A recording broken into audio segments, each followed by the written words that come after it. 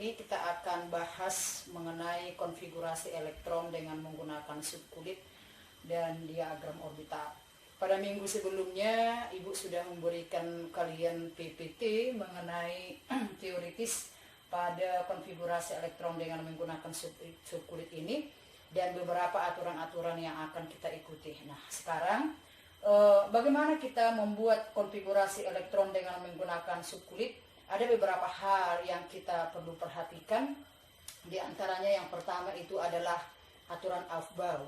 Aturan Aufbau mengatakan bahwa elektron-elektron dalam suatu atom akan mengisi subkulit tertentu dari tingkat atau orbital tertentu dari tingkat energi yang paling rendah, kemudian dilanjutkan ke tingkat energi yang lebih tinggi.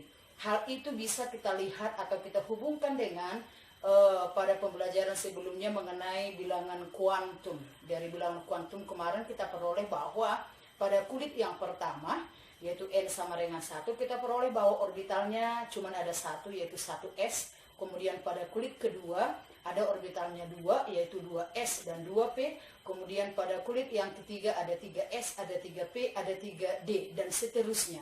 Maka dari situ kita mudah mengingat atau menentukan bagaimana urutan orbital-orbital dari tingkat energi yang terendah ke yang lebih tinggi menurut Aufbau. Kita cukup gambarkan diagramnya seperti berikut ini. Jadi pada kulit pertama itu 1s, kemudian pada kulit kedua 2s, 2p, pada kulit ketiga 3s, 3p, 3d, kemudian 4s, 4p, 4D, 4F, 5S, 5P, 5D. Sebenarnya ada lagi selanjutnya, tapi kita coba buat berbentuk segitiga biar lebih menarik dan mudah kita ingat. Kemudian dilanjutkan dengan 6S, 6P, lalu 7S. Lalu tarik garis diagonal.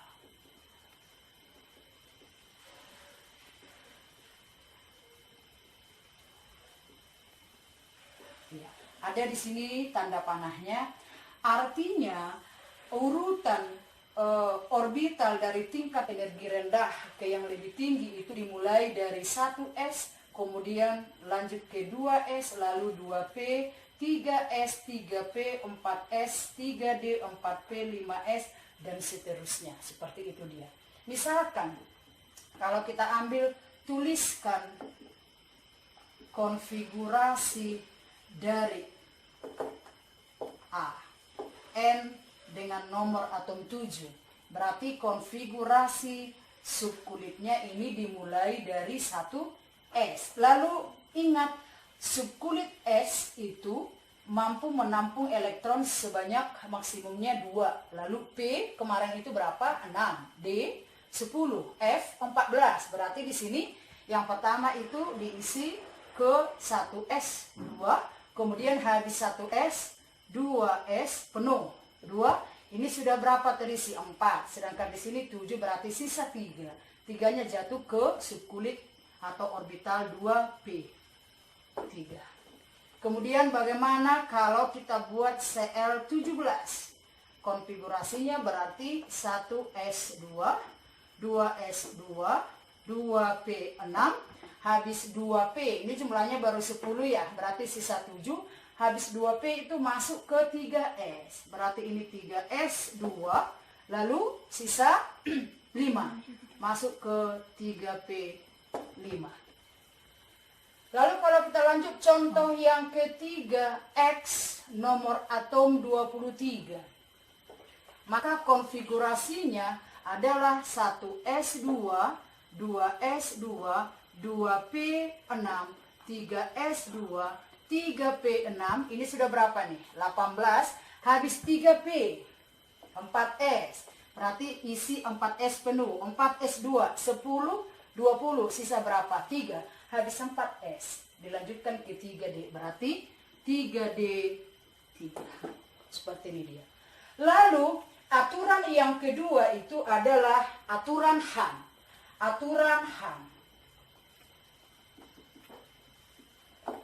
Ini dari aturan Aufbau.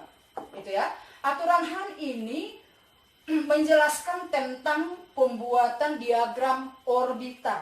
Sebelum kita masuk ke aturan Hahn, kamu harus ingat kembali bahwa orbital S itu kemarin orbital itu kita gambarkan dengan tanda kotak. S itu mempunyai orbital satu ya, satu kotaknya. Lalu P itu ada berapa kotaknya kemarin? Ada 3. D ada 5, sedangkan F ada 7.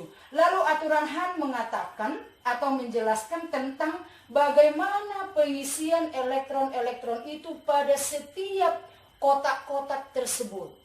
Aturan Hahn mengatakan elektron-elektron akan mengisi setiap orbital-orbital yang kita gambarkan dengan kotak-kotak itu dengan satu elektron terlebih dahulu dengan arah spin tertentu. Kita buatlah di sini arah spinnya ke atas dulu, karena kemarin waktu kita bahas mengenai bilangan kuantum spin, kita sudah simpulkan bahwa elektron itu mempunyai bilangan kuantum spin 2 harganya, yaitu bernilai positif setengah dan bernilai negatif setengah, yaitu arah spin ke atas dan arah spin ke bawah. Yang ke atas itu harganya positif setengah, yang ke bawah itu harganya negatif setengah. Nah, jadi artinya di sini aturan Hahn mengatakan bahwa elektron-elektron itu akan mengisi setiap kotak-kotak itu dengan arah spin yang sama dulu, lalu kalau masih ada sisanya, baru dia arah spin ke bawah dengan elektron yang berpasangan. Misalnya, kita ambil yang ini, ya, N7 tadi konfigurasinya 1s2, 2s2, 2p3. Berarti kalau kita buat diagram orbitalnya,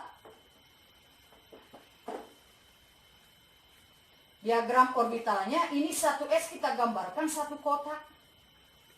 Berarti ini ada berapa elektronnya? 2. Ke atas dulu, lalu satu lagi ke bawah. Gitu maksud aturan Hahn. Lalu 2s, satu juga kotaknya, isi ke atas lalu ke bawah. Lalu yang ini 2p3 ini subkulit P. Berarti ini kita gambar orbitalnya dengan 3 kotak seperti ini. Ya, berapa elektronnya? Ada 3. Ini yang harus kita ikuti dengan aturan Hahn, itu harus satu-satu dulu dengan arah yang sama. Baru kalau ada sisanya kita buat dia berpasangan. Ini kebetulan di sini jumlahnya berapa? 3. Maka kita isi ini 3 kotak ini dengan spin yang sama. Lalu ingat kemarin kalau orbitalnya 2p ini ada 3 kotaknya ini, yang di tengah ini harganya 0, yang di sebelah kiri minus 1, ini harganya positif 1. Anda masih ingat kan mengenai bilangan kuantum? Ya, contoh berikutnya kalau kita buat misalnya ini X dengan nomor atom 23, 1s2, 2s2. Ini kalau kamu buat diagram orbitalnya kan dari awal ini berarti begini ya, ini 1s. Lalu yang ini begini, ini P-nya ini ada 6. Berarti isi dulu 1, 2, 3, lalu ke bawah 4, 5, 6. Begitu seterusnya sampai di sini. Lalu ini yang terakhir kita gambar 3D3 ini D.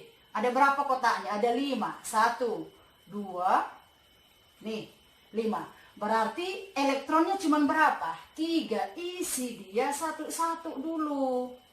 Ya, elektronnya habis. Begini saja diagram orbitalnya. Berapa harganya? Yang di tengah 0. Ini minus 1. Ini minus 2. Ini plus 1. Ini plus 2. Ya, kalau sudah paham mengenai aturan Hahn ini, lalu aturan yang ketiga yang perlu diperhatikan dalam konfigurasi elektron dengan menggunakan subkulit ini adalah aturan. Ada yang disebut dengan orbital penuh dan setengah penuh.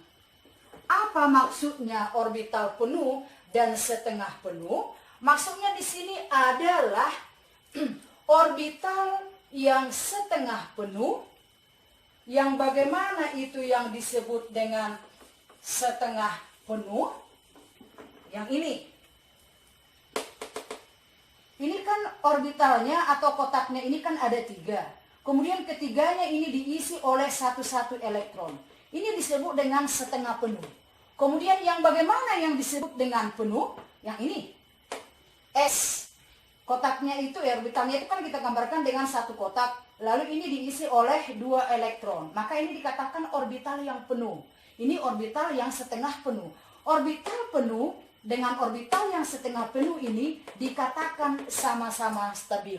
Maka di dalam konfigurasi elektron, itu konfigurasi elektronnya dikatakan benar apabila mengikuti aturan ini. Jadi misalnya, kalau kita ambil contoh X nomor atom 24. Kita konfigurasikan. Berarti ini 1s2, 2s2, 2p6, 3s2, 3p6, lalu 4s2, ini 10, 20 sisa berapa? 4. Masuk di 3d4. Ini yang perlu kita perhatikan, nakku. Ini kan penuh. Ini penuh. Ini kalau kita gambarkan kan seperti ini dia. Ada 5 ini kotaknya. 1, 2, 3, 4, 5. Lalu kalau kita isi ini kan sekarang 4S-nya penuh nih. Lalu 3D-nya kalau kita isi ini kan cuma 4 elektronnya. Di sini 1, di sini 1, di sini 1, di sini 1. Ada satu lagi kosong. Ini tidak masuk ke orbital penuh, juga tidak masuk ke setengah penuh. Nah, sementara di sini ada penuh, maka elektron dari 4s ini kita pindahkan ke sini, namanya tereksitasi, ya. Maka ini harus kita rubah menjadi 4. Ini diubah menjadi 4s1 3d5. Kenapa? Karena ini kita gambar seperti ini kita gambar 5 ya. 1, 2, 3, 4, 5. Ini berisi semua. Berarti ini setengah penuh, ini juga setengah penuh. Dua-duanya stabil. Sedangkan kalau begini tadi, ada yang tidak stabil. Yang mana? 3D4. Maka konfigurasi elektron yang benar bagi X24 harus 1s2, 2s2, 2p6, 3s2, 3p6, 4s1, 3d5. Ini harus kita ubah mengikuti orbital penuh dan setengah penuh. Paham ya nak ya? Ya, kalau begitu kita lanjutkan ke contoh berikutnya. Subkulit dari Cu dengan nomor atom 29. Berarti ini konfigurasinya 1s2, 2s2, 2p6, 3s2, 3p6, 4s2, 3d. Hitung 10, 20, sisa berapa? 9. Lalu lihat ini nakku. D ini kalau kita gambarkan, D itu kalau penuh kan 10. Ini kan tidak setengah penuh, juga tidak penuh. Berarti ini pindahkan ke sini 1 menjadi 4. Ini harus diubah menjadi 4s1 3d10 supaya nanti orbitalnya menjadi seperti ini. Ini 1, 2, 3, 4, 5, 6, 7, 8, 9, 10. Ini berarti setengah penuh, ini penuh. Jadi dua-duanya ini menjadi stabil, semuanya stabil. Begitu loh. Nah ingat, ini harganya 0, ini minus 1, ini minus 2, ini plus 1, ini plus 2. Ini harganya berapa? 0. Gitu ya. Oke.